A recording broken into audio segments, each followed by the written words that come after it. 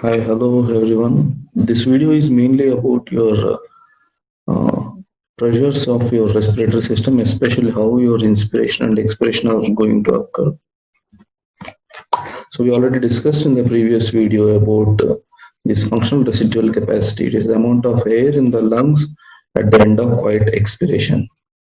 And we also know tidal volume is the normal amount of air that is entering the lungs during inspiration or else which is leaving during expiration. So this is very important. If you take out lungs from your thoracic cavity, they try to collapse and they collapse inwards. Okay, they will collapse towards the interior side. And when you take out the lungs at the same time, your thoracic wall tries to collapse outside. Why? So there are various reasons. The main reason being the elastic fibers in your lung parenchyma, they are mainly directed inwards, pulling the lung tissue inwards. Similarly, the elastic fibers orientation in your thoracic cavity, your chest wall, mainly the connective tissue among your intercostal muscles attached to ribs and also your chest wall muscles, they are mainly oriented towards outwards. And at birth, lungs are stretched and thoracic cage is compressed. If you imagine lungs are stretched and thoracic cage is compressed, and they try to balance each other. And this balance occurs via pleural cavity. It occurs via pleural cavity. But the actual reasons are these transmural pressures that we will discuss in another video. But for now, you should remember that whenever they get chance, lungs try to collapse inwards and thoracic cage tries to collapse outward, and these pressures, these forces will maintain via pleural cavity. They act across this pleural cavity. So you can see always lungs try to collapse towards inner side. Okay, they are collapsed towards inner side. Lung is a spongy tissue. It's an elastic tissue. You can assume lungs like stretched balloon. So what happens to the stretched balloon? When you open its mouth, it will try to deflate. It will try to come towards inner side. But your thoracic wall, it will try to collapse outwards. You can imagine it like compressed ball. When you release a compressed ball, it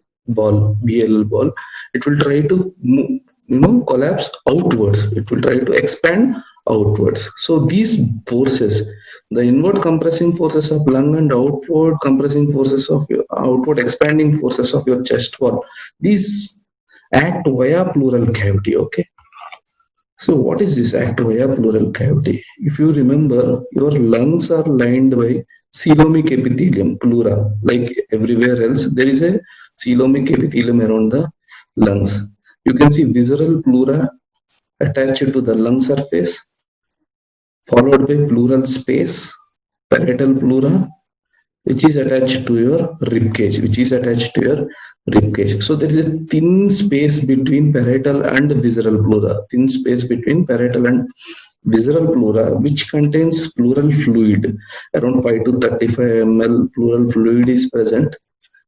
Okay, in this pleural, it is very tight space, completely packed, and it is not continuous. It is a blind end space.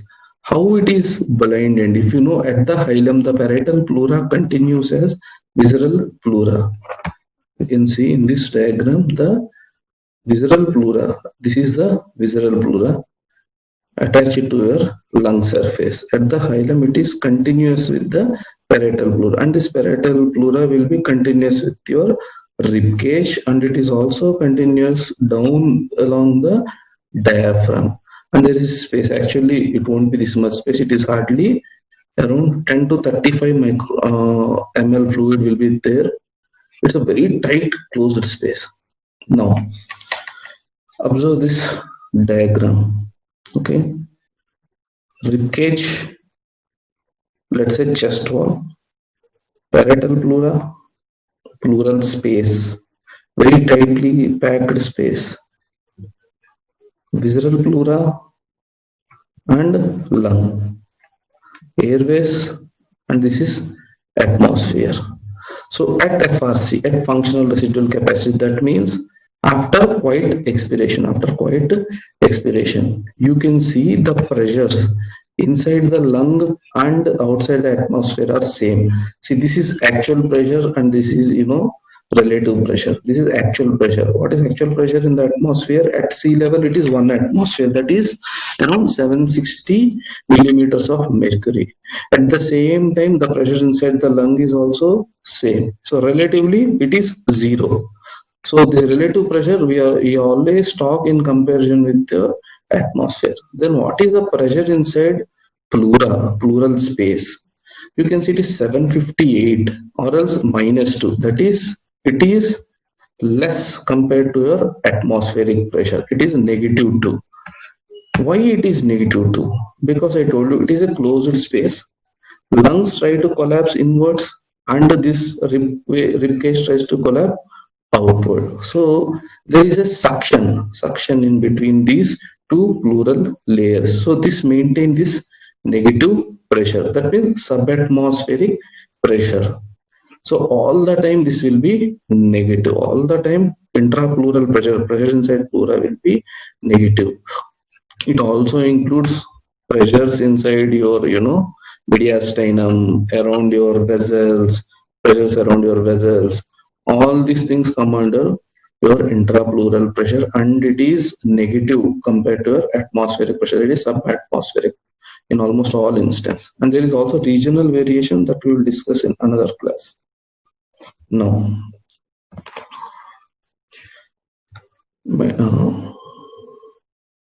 see what happens during inspiration.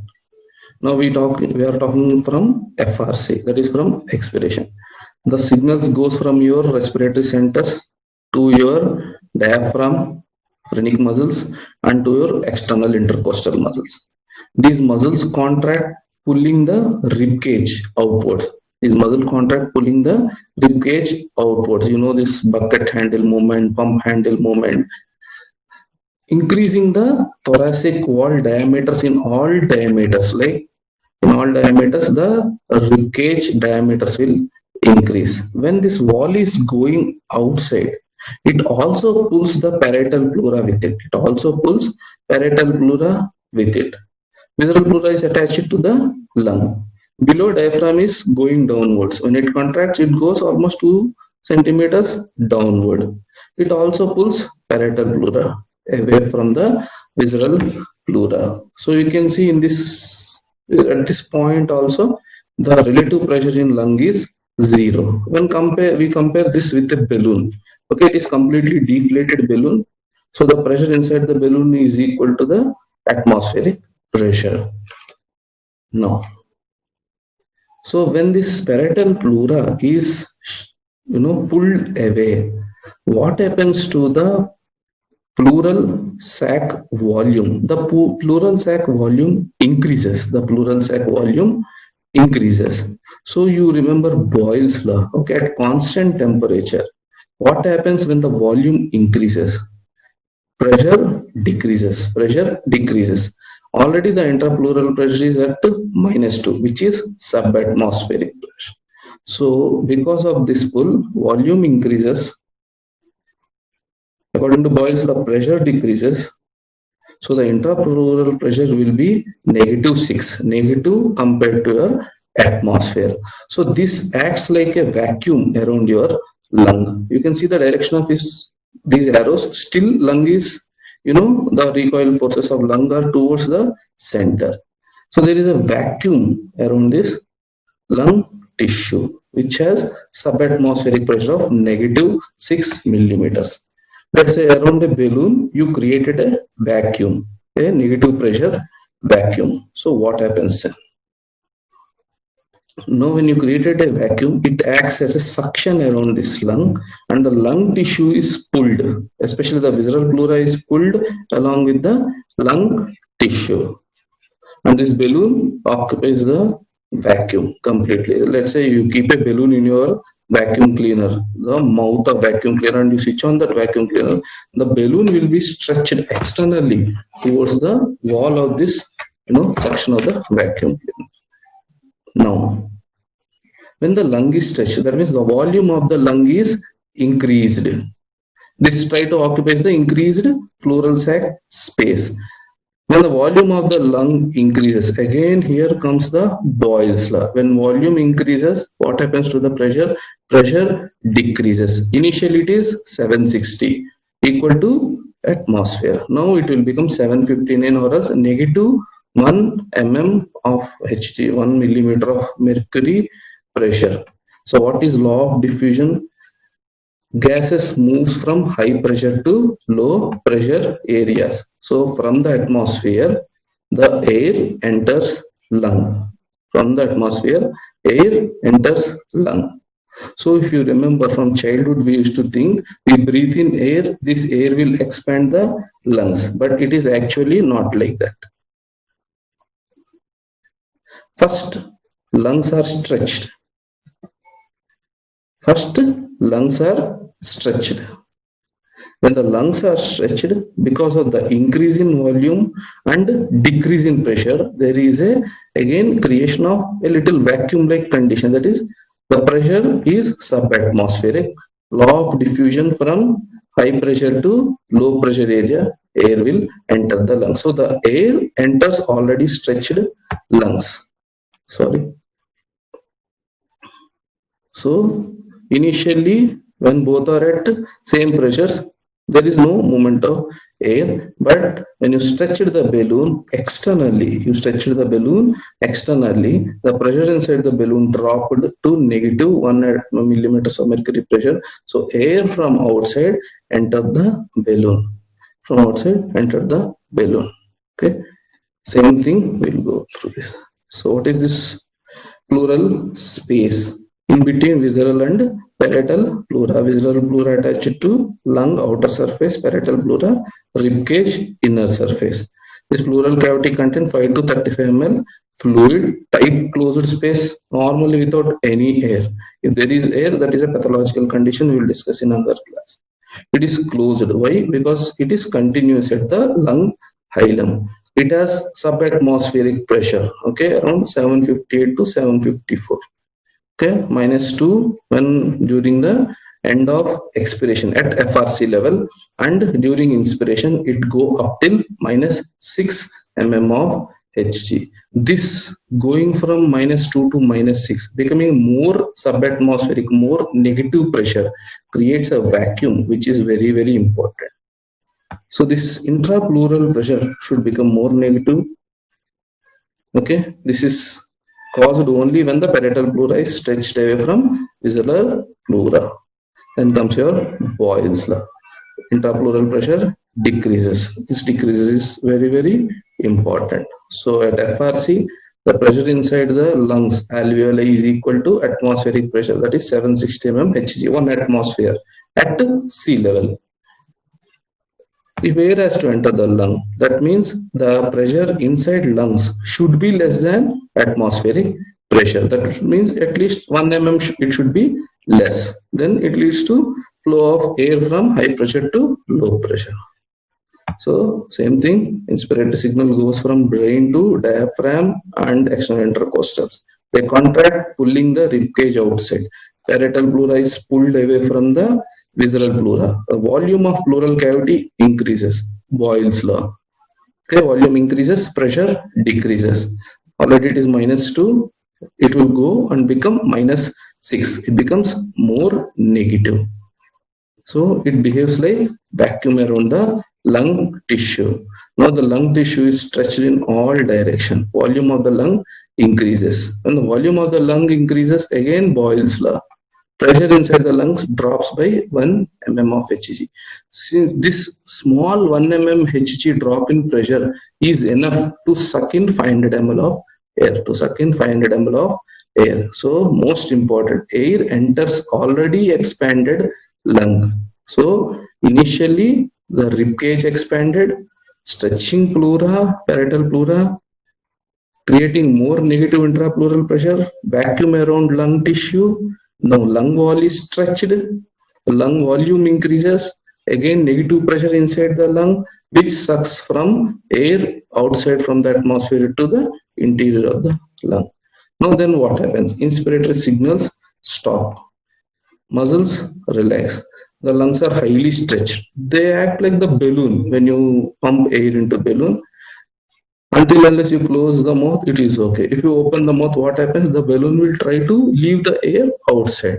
Elastic recoil forces. All this under normal inspiration and normal expression. We are talking about normal inspiration, normal expression. So this compressive forces, elastic recoil forces of lungs will increase the alveolar pressure to 761. That is 1 mm more than your atmospheric pressure. This pumps 500 ml of air out of the lungs.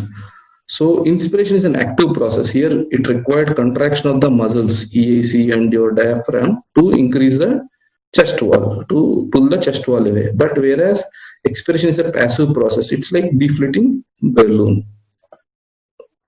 So during expiration, what happened?